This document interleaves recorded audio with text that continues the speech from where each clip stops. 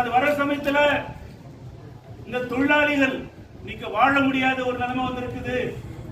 பசி பட்டினி இந்த நாட்டில் ஜாஸ்தியா இருக்கு. பசி பட்டினின்னு சொன்னா இன்னைக்கு இந்த இண்டெக்ஸ் எடுக்கிறாங்க, கணக்கு எடுக்கிற சமயத்துல பார்த்தா 120-125 நாடுல நம்ம நாடு 116வது நாட்டுல இருக்குது. அப்படின்னா இவர் என்ன சொல்றாரு, பிரதம மந்திரி நான் எல்லாரையும் வறுமை கோட்டில இருந்து வெளியே எடுத்துட்டேன்னு சொல்றாரு. ஆனா அங்க பார்த்தோம்னா வறுமையும் பசிய பட்டினியும் அதிகமாகிறது தான் இன்னைக்கு பாக்குறோம். நம்ம உதாரணத்துக்கு கேஜிஎஃப் எடுத்துக்கலாம். இப்போ தங்க சுரங்கத்தை மூடி 20 வருஷம் ஆகுது. 20 years has been passed. இந்த 20 வருஷத்துல எத்தனை முறை பிரதமருக்கு நம்ம லெட்டர் எழுதியிருப்போம், எத்தனை மந்திரி இந்த ஊருக்கு வந்திருப்பாங்க, எத்தனை சீஃப் மினிஸ்டர் வந்து நம்ம இந்த ஊர்ல சொல்லியிருப்பாங்க இந்த ஊருக்கு ஒரு இண்டஸ்ட்ரி எடுத்து இது வரையும் ஆயிருக்கான்னு பார்த்தா இல்ல. இப்போ ஒரு நிலத்தை பெம்மல்ல இருக்கக்கூடிய நிலத்தை எடுத்திருக்குன்னு சொல்லியிருக்காங்க. ஆனா அது கூட இன்னும் இண்டஸ்ட்ரி வரல. அதனால நம்ம 2 வகையான கோரிக்கையை வச்சிருக்கிறோம். ஒண்ணு, கேஜிஎஃப்ல இருக்கக்கூடிய பிரச்சனை தீர்க்கணும். இன்னொன்னு வந்து நாட்டில் இருக்கக்கூடிய மக்கள், நாட்டில் இருக்கக்கூடிய இந்த உழைக்க மக்கள் என்ன போராடுறாங்களோ அந்த கோரிக்கை கூட நிறைவேற்றுறது. தொடர் தங்கவையும் பார்த்தோம்னா வரலாற்றுல அது சுதந்திர போராட்டம் இருந்தாலும் சரி, என்ன போராட்டம் இருந்தாலும் சரி, இந்த நாட்டில் இருக்கக்கூடிய உழைக்க மக்களோட சேர்ந்து போராடக்கூடிய கொணர் தங்கவைகள் இந்த சந்தர்ப்பத்தில் சொல்றேன். இன்னொன்னு பார்த்தோம்னா பிஜேபி மூடிட்டாங்க. அவங்களுக்கு 50% காம்பன்சேஷன் கொடுக்கணும், எஸ்டிபிபி மீதி கொடுக்கணும், கொடுக்கவே இல்லை. அது யார் கொடுக்குறது என்னன்றது எல்லாருமா நீங்க போயிருக்கக்கூடிய நிலைமை வந்திருக்கு. அது மட்டும் இல்லாம வந்து அடிமட்டத்தில் இருக்கக்கூடிய ஏழைகள் நடுத்தர மக்கள் நாம தான் வந்து கிட்டத்தட்ட 18 லட்சம் கோடி ரூபாய் வந்து இன்னைக்கு டாக்ஸா வந்து ஜிஎஸ்டி டாக்ஸா கட்டணும். அது மட்டும் இல்லாம நாம வந்து டைரக்ட் டாக்ஸா கூட பேஸா இருக்கிறோம். இதே அரசு வந்து கடந்த 5 வருஷத்துக்கு முன்னால 33% கார்பரேட் டாக்ஸ் வந்து இன்னைக்கு நம்ம பார்த்தா இந்த மக்கள் வந்து இன்னைக்கு எல்லாம் ஏற்கனவே தோழர்கள் பேசுற மாதிரி இட்லி சாப்பிட்டதுல இருந்து சாவு பொட்டில இருந்து பெண்கள் உபயோகிக்கக்கூடிய சானிடரி பேட்ல இருந்து எல்லாத்துக்கும் ஜிஎஸ்டி கட்டி இன்னைக்கு நம்மளுடைய ரத்தத்தை சுரண்டுகின்ற வேலையை வந்து இந்த அரசு செஞ்சு இருக்கிறத பார்க்கணும். நம்மளுடைய அடிப்படை கோரிக்கைகள் ஒரு பக்கம் இருந்தாலும் பரந்தப்பட்ட இது மாதிரியான கோரிக்கையின் அடிப்படையில் இன்னைக்கு சிஐடியோ இல்ல அனைத்து தொழிற்சங்கங்களுடைய விவசாய சங்கத்தினுடைய கூட்டமைப்பு இன்னைக்கு செஞ்சிருக்கோம். விலைவாசி உயர்வு இன்னைக்கு கடுமையா நம்மளை தாக்கக்கூடிய நிலைமை இன்னைக்கு பார்க்கணும். கடந்த 2014 இருந்த கேஸ் விலை 300 ரூபாய், இன்னைக்கு 900 சில்லறை ரூபாய், அதுவும் 1000 ரூபாய். எல்லாத்தையும் இதே 2014 வந்து 60 ரூபாய் 50 ரூபாய் இருக்கு. அரிசி விலை இன்னைக்கு ஒரு மூட்டை மேல நாம வந்து 980 ரூபாய்க்கு வாங்கி இந்த மூட்டை விலை இன்னைக்கு அந்த சுடியோ அதுதான் நம்ம நடுத்தர மக்கள் வாங்கக்கூடியது. இன்னைக்கு 1680 ரூபாய் ஒரு மூட்டையினுடைய அரிசியினுடைய விலை. இது எல்லாம் கூட நம்மளுடைய சாதாரண தொழிலாளிங்க பாதிக்கக்கூடிய விஷயத்த நம்ம இன்னைக்கு பாபு சொல்லும்போது சொன்னார். இன்னைக்கு வந்து எப்படி நம்மளுடைய சம்பளத்தை வந்து நிர்ணயிக்கணும், எப்படி மினிமம் வேஜஸ் நம்ம வந்து நிர்ணயிக்கிறோம், நாம உபயோகிக்கக்கூடிய துணி, நாம மக்களுக்கு கொடுக்கக்கூடிய கல்வி, நம்மளுடைய சுகாதார வசதிக்கான திட்டங்கள், நம்மளுடைய சாப்பாடு உணவுக்கான அந்த விஷயங்களை அடிப்படையாக வச்சுதான் இன்னைக்கு வந்து நாம வந்து நிர்ணயிக்கிறோம்.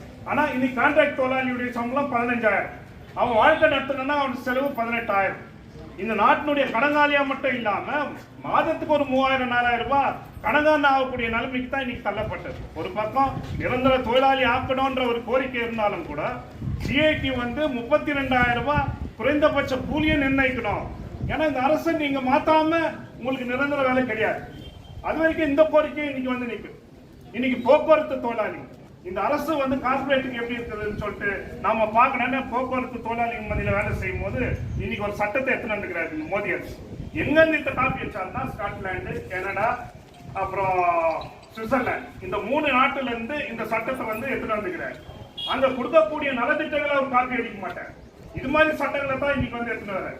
இந்தியன் மோட்டார் வெஹிக்கிள் ஆக்ட் அதுக்கு அமெண்ட்மெண்ட் கொண்டு வந்து இன்னைக்கு ಏರ್ಕನವೇ 304A ಸೆಕ್ಷನ್ ಪಡಿ ಮತ್ತೆ ಎಲ್ಲ ಒಂದು ಪ್ರಗತಿಪರ ಸಂಘಟನೆಗಳು ಮತ್ತೆ ಆಟೋ ಯೂನಿಯನ್ ಮತ್ತೆ ಸಿಐಟಿ ಯೂನಿಯನ್ ತಮಗೆ ನಾವು ಮನವಿ ಕೊಡ್ತೀವಿ.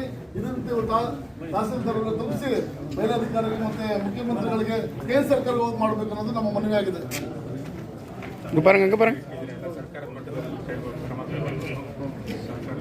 ಅಂದಾನೆ ಎಪ್ಪಡಿ வா அந்த இப்படி வச்சு வச்சு மங்கிட்டு சொல்லு. ಸಿಐಟಿ ನ್ಯಾಯಯುತ ಹೋರಾಟಕ್ಕೆ we want justice. மத்திய அரசு மாநில அரசு விலைவாசி உயர்வை கட்டுப்படுத்து. மத்திய அரசு விலைவாசி உயர்வை கட்டுப்படுத்து. மத்திய அரசு மோடி அரசு அத்தியாவசிய பொருட்களின் மீதான ஜிஎஸ்டி வரியை நீக்கு. அத்தியாவசிய பொருட்களின் மீதான ஜிஎஸ்டி வரியை நீக்கு. மத்திய அரசு மோடி அரசு உழைக்கும் மக்கள் மீதான சுரண்டலை நிறுத்திடு. ஊதியம் மற்றும் வழங்கும் சக்தி அதிக செய்.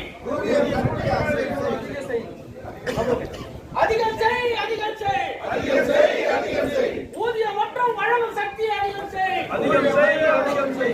உருவாக்கு புதிய வேலை வாய்ப்பை உருவாக்கு. CITU ஜிந்தாபாத்.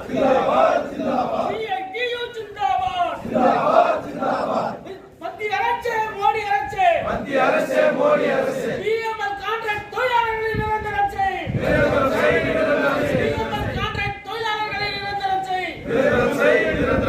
குறைந்தபட்ச கூலியாக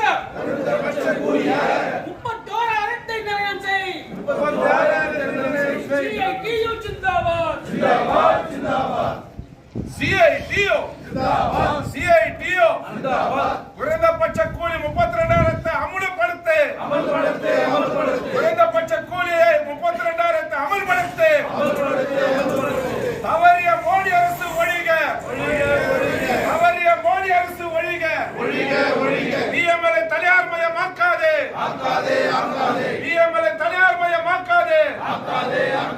சுரங்க தொழிலாளர் வீடுகளை அவர்களுக்கே சொந்தமாக்கு.